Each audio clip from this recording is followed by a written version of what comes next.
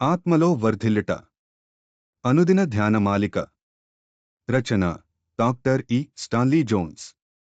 అనువాదం doctor A. Suratnam Basimalla. 7వ వారము 6వ రోజు.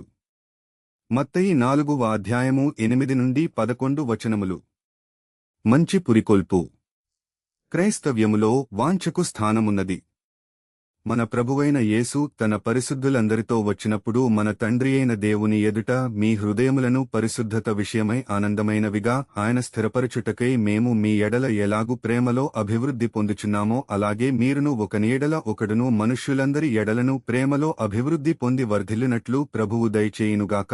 1 తెస్సలోనీయులకు 3:12-13. మీరు అంతకంతకు అభివృద్ధి నొందవలెనని. 1 తెస్సలోనీయులకు 4:1.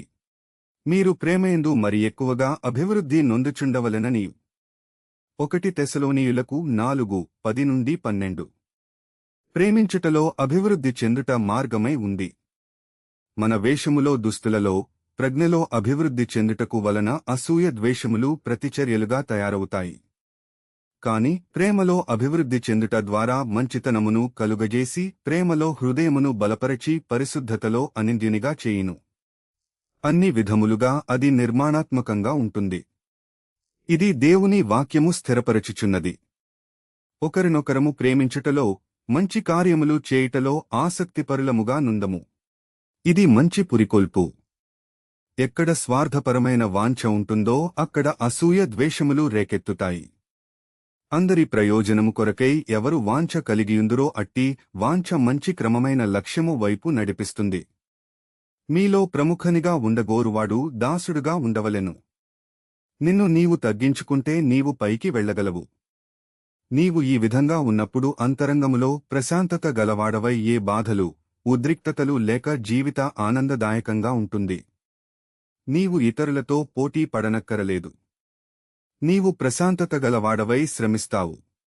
అందరితో సమాధానమును పరిశుద్ధతయ కలిగియుండుటకు ప్రయత్నించుడి. హెబ్రీ 12:14. పరిశుద్ధత లేకుండా ఎవడునూ ప్రభువును చూడడు.